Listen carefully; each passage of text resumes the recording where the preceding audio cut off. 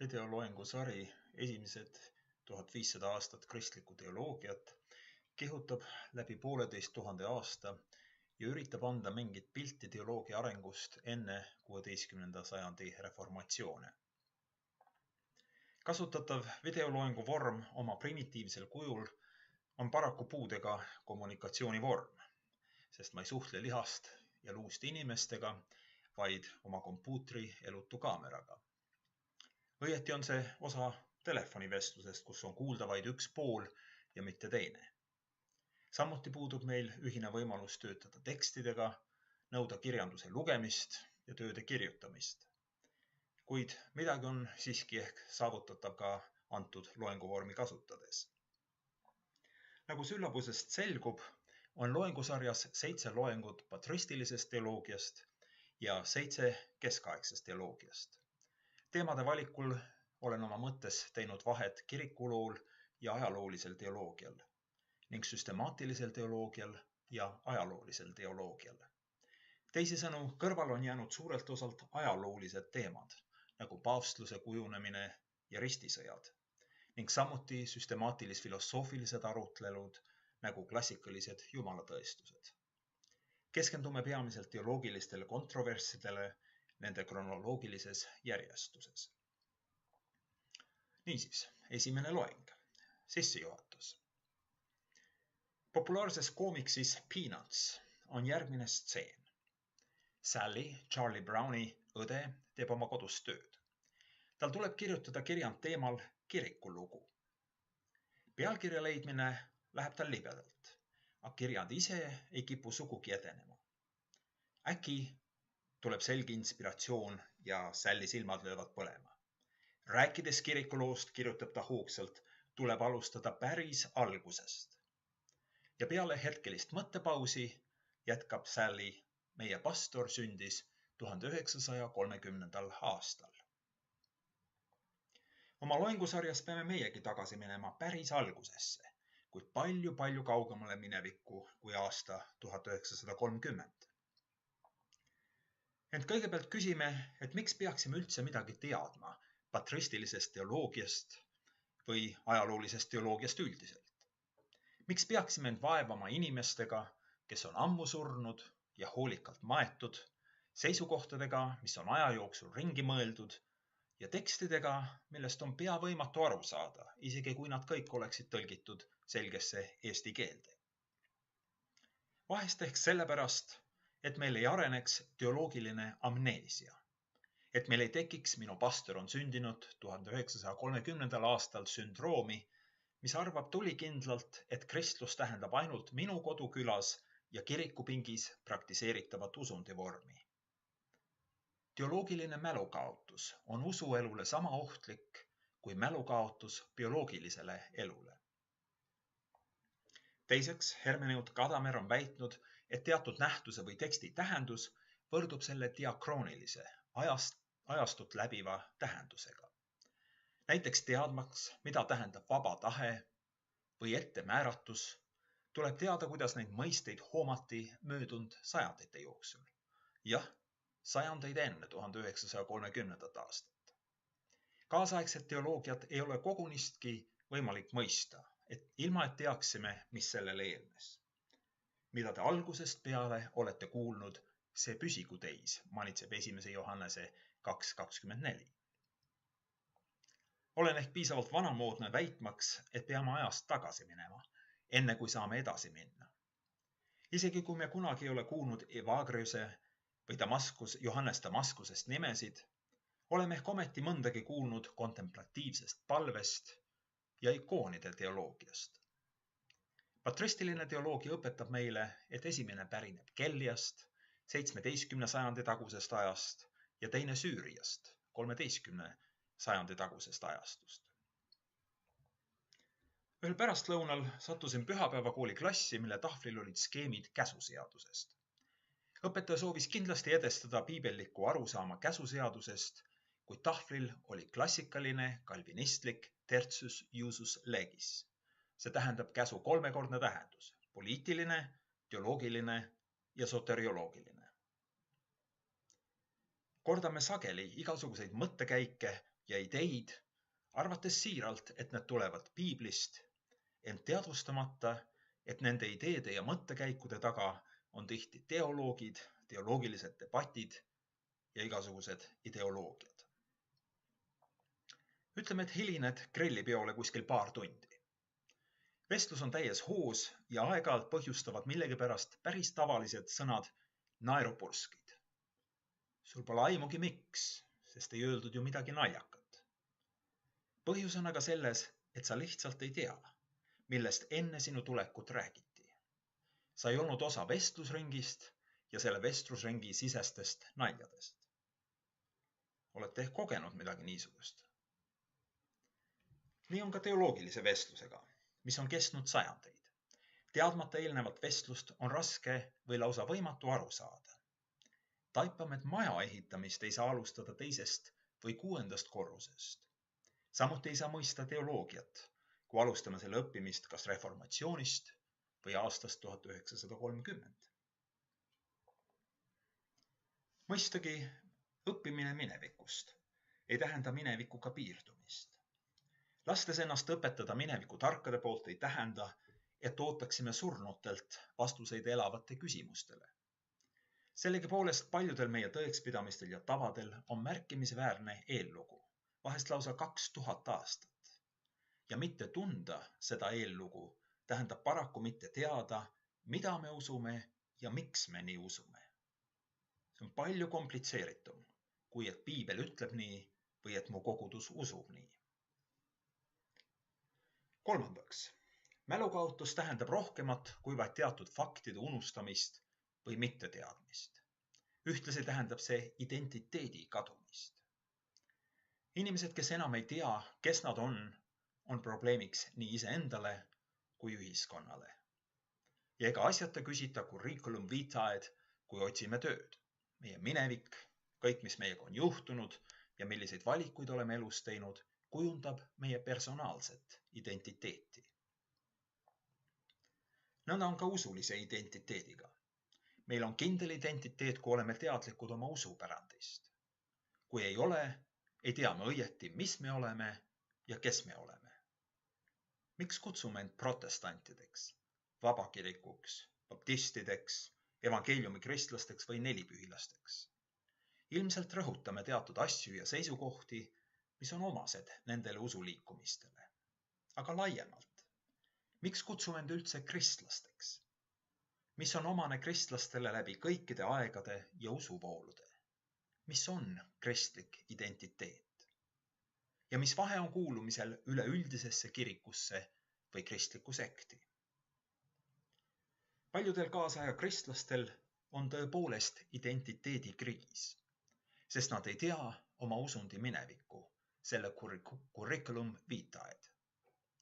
Mõnedki pastorid ja hingekarjased on küll efektiivsed organisaatorid, mõningaid lühikursused läbinud tippjuhid, osavad rahaküsijad ja head talkshow pidajad. Kuid neil pole õieti aimugi, mida tähendab 2. Timoteose 1:14 mainitud õpetus, mis sinu hoolde on usaldatud. Kristuse fundamentaaltekstid on lugemata ja põhitõed on selgeks tegemata. Kristlik jooga. Miks mitte? Altar kirikust välja ja lava sisse. Miks mitte?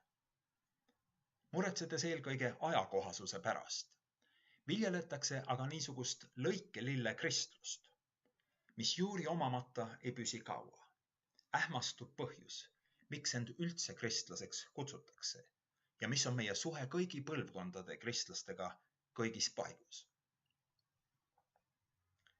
Niisiis, sissejuhatuseks nimetasime 3 põhjust, miks ajalooline teoloogia on nõnda oluline. Esiteks, see aitab väita teoloogilist amneesiat. Teiseks, see aitab mõista, mis on usutud teistel aegadel, teiste kristlaste poolt ja see seab omakorda teatud raamid meie uskumustele ja korrigeerib neid. Ja kolmandaks, see kaitseb meie usulist identiteeti. Kristlus, just nagu juutluski, on ajalooline usk. Antud väide tähendab midagi palju rohkemat kui vaid tõdemust, et kristlusel on ajalugu. See tähendab, et Jumal tegutseb ajas ja ilmutab end ajalise kaudu. Ega piibel põhjendamatult korda, mida Jumal on teinud Iisraelile minevikus. Mineviku meenutamine selgitab, kes Jumal on ja mida ta meilt ootab.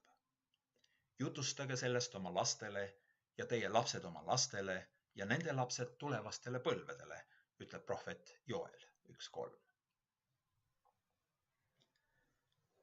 Nüüd aga lähemalt aine juurde.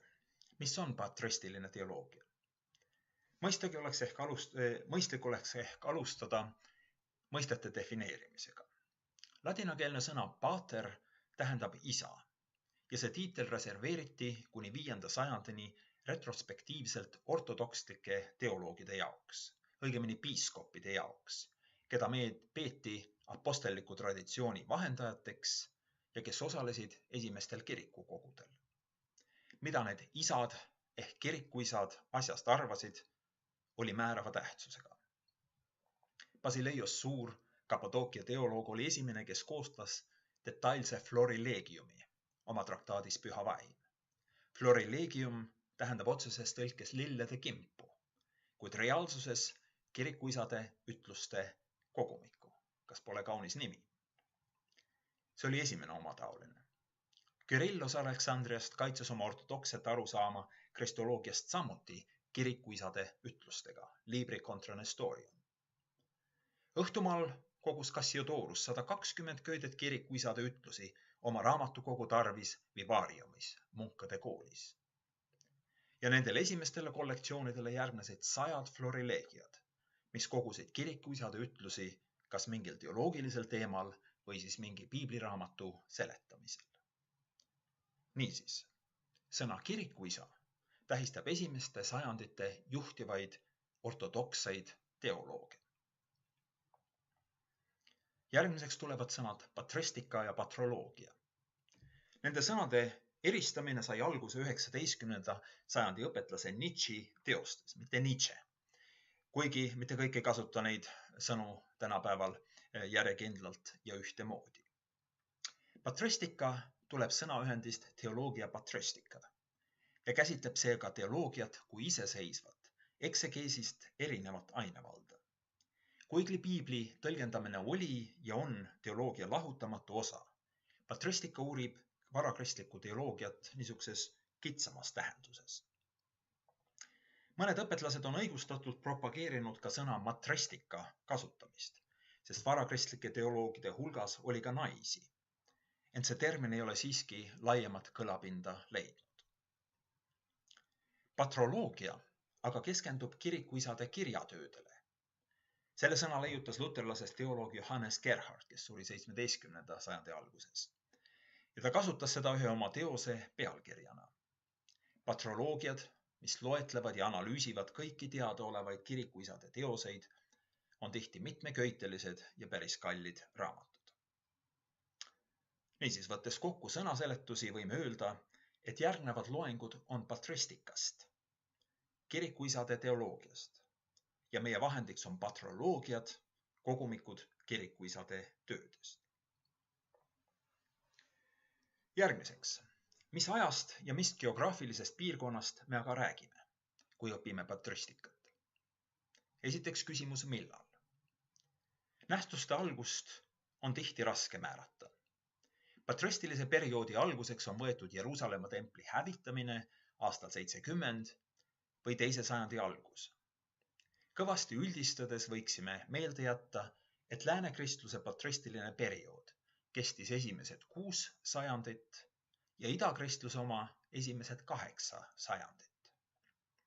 Läänekristluses tähistab patristilise perioodi lõppu kas paavst Gregorius Suure surm 604 või Isiodoruse surm 636. Idakristluses on aga märgatavalt raskem rääkida patristilise perioodi lõpust, sest niinimetatud Bütsantsi perioodil teoloogia viljelemise stiil suurt ei muutunud. Sellegi poolest saab vähemalt üks ajastu ümber Johannes Damaskusest surmaga, see on siis 749. Kuna lõpuajaline määramine on veelgi keerulisem kui algusajaline määramine, võime ehk öelda, et kui hakati tagasi vaatama autoriteetsetele kirikuisadele, oli algamas keskaeg. 6. sajandi ladina autor Cassiodorus oli esimene, kes kasutas oma ajastu kohta sõna modernus, eristades seega nõnda varasemast ajastust ehk kirikuisade ajastust. Öeldust johtub, et patristika vaatleb perioodi, mille jooksul kristlus kujunes teatud sorti religiooniks. Või ehk pisut provokatiivsemalt, kristlus kui religioon ei eksisteerinud esimestel sajanditel. Oma kindla kuju võttis see alles 4. sajandi lõpus. Ja kui keegi on sügavalt häiritud seda väidet kuuldes, siis tuleks tal lähemalt õppida kristluse ja juutluse lahutust ja kristluse institutsionaliseerimist. Järgmiseks küsimus, kus? Ja palun võtke siin see kaart, mille olen pannud manusesse. Kristlus kinnitas kanda kõigepealt Vahemere ja Musta mere äärsetel aladel. Kaardil tuleks aga idapiir kõvasti ida poole nihutada, sest Armeenia, Gruusia ja Pärsia õppisid kristlust tundma juba 4. sajandil. Lõunapiiri tuleks samuti lõuna poole nihutada, sest Etioopia oli väga oluline varakristlik maa. Ja suurem osa Põhja-Euroopat võiks ära kustutada, sest sellel piirkonnal ei olnud midagi tegemist varakristlusega. Ausalt öeldes on meie kaart kaunis Euroopa keskne. Mitte et see meid kui eurooplasi kuidagi häiriks, kuid sellegi poolest kopti kristlus, Süüria munklus ja India Toomas kristlus on siiski tunduvalt tähtsamad fenomenid kui üksikud kristluse ilmingud Kesk-Euroopas. Pöörakan tähelepanu ka joonele, mis jagab suuresti kakskeelse varakristliku maailma kaheks. Kristlased rääkisid peale kohalike dialektide süüria ja kopti keelt, põhiliselt kas kreeka või ladina keelt. Nii kestis see kuni 4. sajandini. Ambrosiaster, üks esimesi ladinakeelseid Pauluse kirjade kommentaare, väitis, et veel aastal 380 lauldi Rooma kirikutes hümne kreeka keeles. Ta ütles, on selge, et kui suu räägib keelt, millest pea aru ei saa, siis meie mõtted kipuvad uitama. Kui ladina keele rääkijad laulavad hümne kreeka keeles, siis rõõmustab küll nende sõnade kõla, aga arusaamist ei ole. On tema kommentaar siis 1. Korintuse 14. Nii palju küsimustest, millal ja kus.